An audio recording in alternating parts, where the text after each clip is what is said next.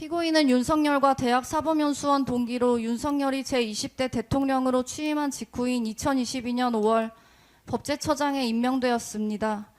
법제처는 모든 법령의 심사, 해석, 정비를 도맡아 정부의 법무팀 역할을 하는 곳입니다.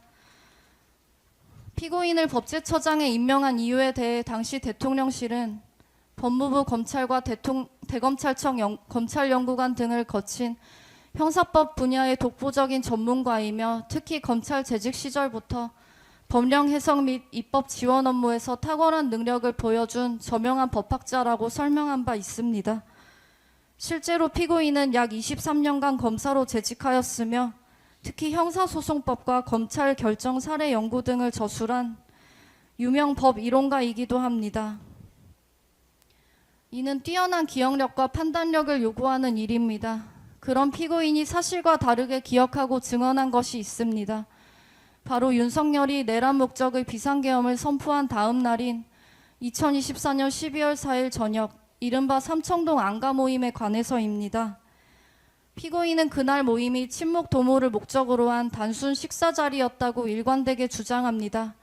그러나 다음과 같은 이유로 피고인의 주장은 자신의 기억에 반하는 고의적 허위임이 명백합니다. 첫째, 대통령 탄핵소추안이 발의된 상황에서 친목 모임을 가졌다는 주장은 거짓입니다.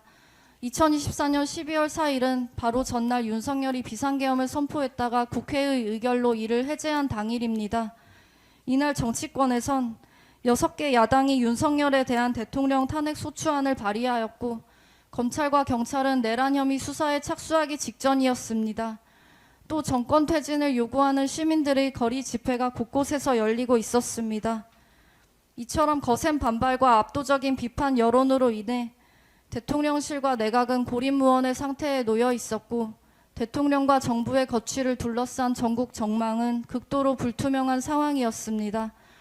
당시 국무총리 한덕수는 비상계엄 해제 이후 사태 수습을 위해 부처별 비상대기 명령까지 내려놓은 상태였습니다.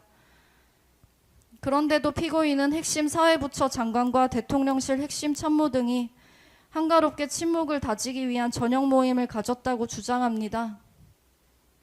비상계엄 선포 전부터 이미 해가 가기 전에 얼굴이나 보자고 약속되어 있던 자리였다고 하지만 상황이 심각하고 위중하다면 예정된 모임이라도 취소하거나 연기하는 것이 상식에 부합합니다. 계엄 관련 논의가 없었다라는 피고인의 주장은 참석자의 면면을 볼 때 고의적인 거짓말로 판단됩니다. 둘째, 12월 4일 안가 모임은 비상계엄 해제 후 후속 대응책을 논의한 대책회의라고 보는 것이 타당합니다. 12월 4일 안가 모임의 참석자는 피고인을 비롯해 대통령실 민정수석 김주연, 법무부 장관 박성재, 행정안전부 장관 이상민, 대통령실 법률비서관 한정화 등 모두 5명입니다. 이들은 하나같이 윤석열의 집권 당시 법률 관련 업무를 종합적으로 다루는 핵심 참모, 비상계엄과 직결되는 주요 사회부처의 장관 등입니다. 더욱이 이상민 등이 두툼한 서류 파일을 들고 입장하는 장면이 안가 CCTV에 선명하게 찍혀 있습니다. 아무리 고위공직자라 해도 사적인 연말 친목 모임에 두툼한 서류 뭉치를 들고 참석하는 것은 상식과 예의에 반하는 행동입니다. 친목 모임이라면 굳이 안가에서 할 이유도 없습니다. 그보다 나은 음식점은 얼마든지 있습니다. 그럼에도 굳이 서류 뭉치를 들고 안가에 모인 것은 이 모임이 단순 친목 모임이 아니라는 강력한 방증입니다. 이들이 모임 직후 휴대전화를 바꾸거나 벌인 행위 역시 이날 모임의 성격을 증언하고 있습니다. 대통령의 탄핵소추, 검경의 내란죄 수사가 임박한 상황에서 이는 비상계엄의 위법성을 은폐하고 정당화 논리를 개발하기 위한 대책회의 자리였다고 보는 것이 경험칙과 상식에 부합합니다. 셋째, 모임의 성격이 드러나지 않게 하려고 법률비서관의 참석 사실을 고의로 은폐한 것입니다. 피고인은 국회에서 이 모임의 참석자가 자신을 포함해 모두 4명이라고 증언하였습니다. 실제 참석자 중에서 법률비서관을 빼고 진술한 것입니다. 법제처장과 법률비서관은 업무상 매우 밀접한 연관성을 갖고 있습니다. 법령 해석 등을 놓고 내각과 대통령실을 대표해 의견을 교환하고 수시로 의견을 조율하는 관계입니다. 더욱이 피고인과 법률비서관 한정화는 6기수 차이가 나는 검찰 선후배 관계이고 2024년 5월 부임한 한정화와 그 이전부터 법제처장 업무를 수행하던 피고인은 이미 반년 이상 함께 업무를 해왔습니다. 그런데 한정화만을 쏙 빼놓고 4명이라고 증언하였습니다. 더구나 피고인이 국제법제사법위원회에 출석해 5명이 모임 참석자를 4명이라고 위증한 시점은 2024년 12월 24일로 해당 저녁 모임이 있고 나서 겨우 20일이 경과했을 뿐입니다.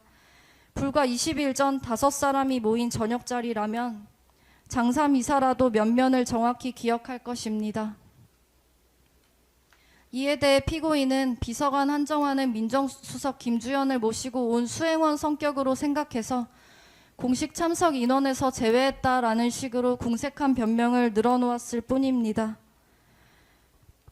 엄중한 시기에 사적인 모임에 대통령 비서관을 수행원으로 데리고 다니거나 사적인 모임을 수행하는 대통령 비서관이 있다고 생각했다면 피고인이 오랜 검사 생활과 법제처장으로 재직하면서 공사를 구분하지 않고 그와 같이 해왔기 때문이라 할 것입니다.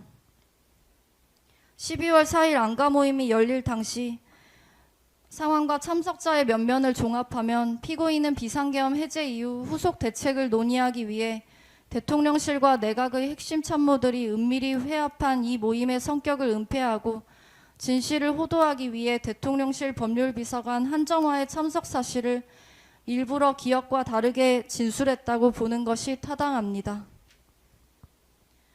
넷째, 5.17 내란 판례를 인용하며 형법 주회의 내란죄 부분을 집필하고 무장 군인의 국회 난입을 목도하고도 정당화에 참여하는 이중성으로 국민을 기망하고 있습니다. 피고인은 법제처장을 지낸 사람으로서 누구보다 법리에 밝고 또 법의 엄중함을 잘 알고 있습니다. 피고인은 과거 조선일보와의 인터뷰에서 법치의 기본은 법적 절차를 지키는 것이라고 말한 바 있습니다. 그렇다면 법적 절차를 지키지 않은 윤석열의 계엄은 당연히 범죄의 기본을 위배한 범죄행위인 것이며 평소 피고인의 소신에 따른다면 윤석열의 내란에 대해 크게 분노하고 준엄히 비판하며 단죄를 요구하는 것이 마땅하다고 할 것입니다. 피고인은 2023년 12월 출간된 형법주회의 내란죄 부분을 집필했고 책에서 5.17 내란 사건 대법원 판례를 인용하고 있습니다. 피고인은 비상계엄 하에서도 국회 기능에 대해서는 어떠한 조치도 할 수 없다는 것을 누구보다 잘 아는 사람입니다. 그리고 무장군인과 경찰이 국회를 봉쇄하고 의사당 안으로 난입하는 모습을 확인하였습니다. 법학자이자 법률 전문가로서 자신의 직접 목도를 통해 위헌 위법한 비상계엄임을 잘 알면서도 피고인은 윤석열의 내란죄는 성립되지 않는다라는 궤변을 늘어놓으며 누가 봐도 분명한 모임의 실체를 은폐하기 위해 참석자 숫자를 고의로 축소하고 모임의 성격을 왜곡하였습니다. 피고인은 비상계엄 당시 법제처장으로서 그리고 그 직에 있었던 자로서 국회의 조사 등에서 진상이 신속히 규명되어 대한민국이 빠르게 회복될 수 있도록 적극적으로 협력할 책무가 있음에도 오히려 자신을 임명한 윤석열의 권력 유지를 통한 자신의 권력 유지를 위해 계엄을 정당화하는 대책을 논의하는 자리에 참석하고 모임의 진상에 대해 거짓을 일관하였습니다. 이는 그 자체로 국민을 기망한 행위일 뿐 아니라 피고인 자신이 강조해 마지 않은 법치주의의 근간을 명백히 훼손한 것입니다. 누구보다 법 절차 준수에 앞장서야 할 피고인은 안가 모임의 진실을 은폐 호도하며 이 법정에서도 거짓으로 일관하였습니다. 엄중하고 추상 같은 판단으로 법 지식과 전문성을 내세운 피고인의 이중성을 단죄하고 무너뜨린 정의를 바로 세워주실 것을 요청합니다. 이에 피고인 이완규에게 징역 3년을 선고해 주시기 바랍니다. 네, 특검 절차 마무리하고요. 다음은